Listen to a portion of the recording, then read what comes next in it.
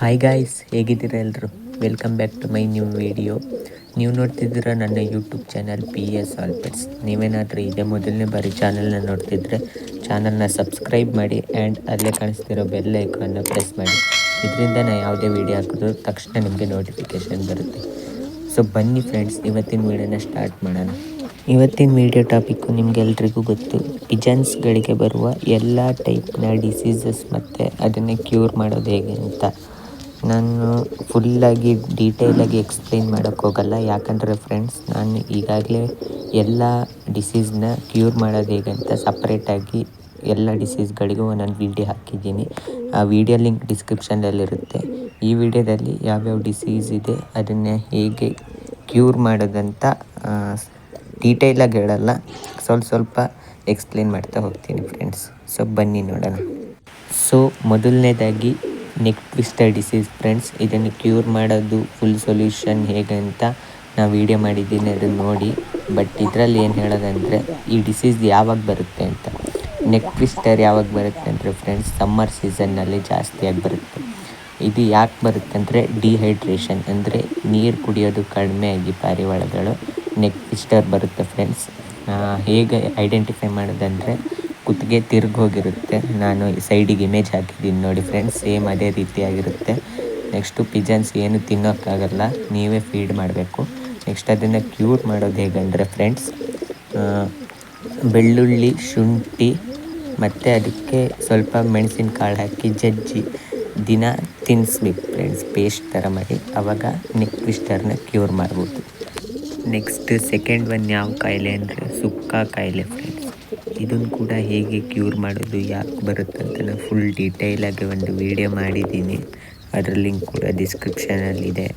So ನಾನು ಆವಾಗಲೇ ಹೇಳಿದೆ ಫ್ರೆಂಡ್ಸ್, ನೆಕ್ ಟ್ವಿಸ್ಟರ್ ಸಮ್ಮರ್ ಸೀಸನ್ನಲ್ಲಿ ಬರುತ್ತೆ ಅಂತ. ಆದರೆ ಸುಕ್ಕ ಕಾಯಿಲೆ ವಿಂಟರ್ ಸೀಸನ್ನಲ್ಲಿ ಬರುತ್ತೆ ಫ್ರೆಂಡ್ಸ್.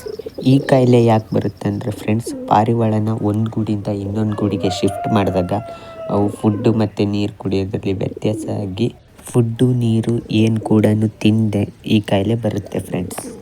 ಈ ಕಾಯಿಲೆ ಸಿಂಪ್ಟಮ್ಸ್ ಏನಂದರೆ ಫ್ರೆಂಡ್ಸ್, ಪಾರಿವಾಳ ಕುಗುರ್ತಾ ಕೂತಿರುತ್ತೆ ಮತ್ತು ಅದರ ಅಡಿಗಡೆ ಇರೋ ಮೂಳೆ ಬಿಟ್ಕೊಂಡಿರುತ್ತೆ. ಅದ್ರ ಇಮೇಜ್ನ ನಾನು ಸೈಡಲ್ಲಿ ಹಾಕಿರ್ತೀನಿ, ನೋಡ್ಕೊಳ್ಳಿ. ಆ್ಯಂಡ್ ಇದನ್ನು ಕ್ಯೂರ್ ಮಾಡೋದು ಹೇಗಂದರೆ ಫ್ರೆಂಡ್ಸ್, ಮಾಮೂಲಿ ಫಾರ್ಮಸಿ ಮೆಡಿಕಲ್ಗಳಲ್ಲಿ ನೋವರ್ ಮತ್ತು ಸಿಪ್ಲಾಸ್ 500 2 ಟ್ಯಾಬ್ಲೆಟ್ ಸಿಗುತ್ತೆ. ಒಂದು ಶಿರಪ್ಪು, ಒಂದು ಟ್ಯಾಬ್ಲೆಟು. ಇದನ್ನು ಕುಡಿಸಿದ್ರೆ ಒಂದು 2 ದಿವಸ ಅದರೊಳಗಿರೋ ಹೊಟ್ಟೆ ಹುಳ ಎಲ್ಲ ಕಡಿಮೆಯಾಗಿ ಈ ಕಾಯಿಲೆ ಕ್ಯೂರ್ ಆಗುತ್ತೆ ಫ್ರೆಂಡ್ಸ್. ನೆಕ್ಸ್ಟ್ ಯಾವುದಂದರೆ ಫ್ರೆಂಡ್ಸ್, ಪಿಜನ್ಸ್ ಪಾಕ್ಸ್ ಕಾಯಿಲೆ. ಇದನ್ನು ಕ್ಯೂರ್ ಮಾಡೋದು ನಾನು ರೀಸೆಂಟಾಗಿ ಒಂದು ವಿಡಿಯೋ ಹಾಕಿದ್ದೀನಿ, ಅದರಲ್ಲಿ ಫುಲ್ ಡೀಟೇಲಾಗಿ ಎಕ್ಸ್ಪ್ಲೇನ್ ಮಾಡಿದ್ದೀನಿ. ಲಿಂಕ್ ಡಿಸ್ಕ್ರಿಪ್ಷನಲ್ಲಿದೆ, ಆ ವಿಡಿಯೋ ಬೇಕಾದ್ರೆ ನೋಡಿ.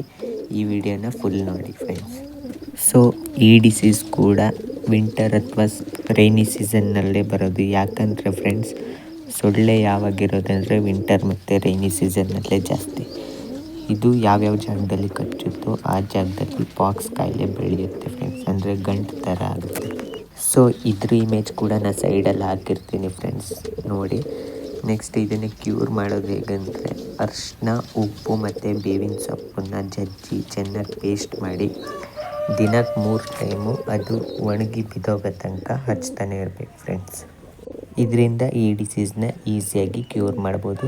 ಈ ಡಿಸೀಸ್ ಮಾತ್ರ ಒಂದರಿಂದ ಒಂದಕ್ಕೆ ಸ್ಪ್ರೆಡ್ ಆಗಲ್ಲ ಫ್ರೆಂಡ್ಸ್. ನೆಕ್ಸ್ಟ್ ಡಿಸೀಸ್ ಯಾವುದಂದ್ರೆ ಫ್ರೆಂಡ್ಸ್, ಪಿಜನ್ಸ್ ಪ್ಯಾರಾಸೈಟ್ಸ್, ಅಂದರೆ ಮೈ ಮೇಲಿನ ಹುಳಗಳು. ಇದ್ರದ್ದು ಇಮೇಜ್ನ ಸೈಡಲ್ಲಿ ಹಾಕಿರ್ತೀನಿ, ನೋಡ್ಕೊಳ್ಳಿ ಫ್ರೆಂಡ್ಸ್. ಇದನ್ನು ಕ್ಯೂರ್ ಮಾಡಬೇಕಂದ್ರೆ ಒಂದೇ ದಾರಿ ಇರೋದು, ಪಿಜನ್ಸ್ಗೆ ಸ್ನಾನ ಮಾಡಿಸ್ಬೇಕು. ಸ್ನಾನ ಮಾಡಿಸೋದು ಹೇಗೆಂದರೆ ಫ್ರೆಂಡ್ಸ್, ಸ್ವಲ್ಪ ಬೇವಿನ ಎಣ್ಣೆನ ಅವಕ್ಕೆ ಒಂದು ಟಬ್ಬಲ್ಲಿ ನೀರು ಇಟ್ಕೊಂಡು ಅದಕ್ಕೆ ಮಿಕ್ಸ್ ಮಾಡಿ ಸ್ನಾನ ಮಾಡಿಸ್ಬೇಕು ಫ್ರೆಂಡ್ಸ್. ಇದರಿಂದ ಈ ಡಿಸೀಸ್ನ ಈಸಿಯಾಗಿ ಕ್ಯೂರ್ ಮಾಡ್ಬೋದು. ನೆಕ್ಸ್ಟ್ ಏನಂದರೆ ಫ್ರೆಂಡ್ಸ್, ಪಿಜನ್ಸ್ ಫ್ಲೈಸ್, ಅಂದರೆ ಇದು ಕೂಡ ಒಂದು ಪ್ಯಾರಾಸೈಟೇ, ಸೇಮ್ ನೊಣ ಥರ, ಅಂದರೆ ಹೌಸ್ ಫ್ಲೈ ಥರ ಇರುತ್ತೆ. ಇದನ್ನು ಕ್ಯೂರ್ ಮಾಡೋದು ಕೂಡ ಫ್ರೆಂಡ್ಸ್ ಪಿಜನ್ಸ್ಗೆ ಸ್ನಾನ ಮಾಡಿಸ್ಬೇಕು. ಅದು ಕೂಡ ಸೇಮ್ ಬೇವಿನ ಎಣ್ಣೆನ ಹಾಕಿ ಟಬ್ನಲ್ಲಿ ನೀರಿಟ್ಕೊಂಡು ನೀವೇ ಸ್ನಾನ ಮಾಡಿಸಿ, ಇಲ್ಲ ಅವು ಸ್ನಾನ ಮಾಡೋ ಜಾಗದಲ್ಲಿ ಇಡಿ.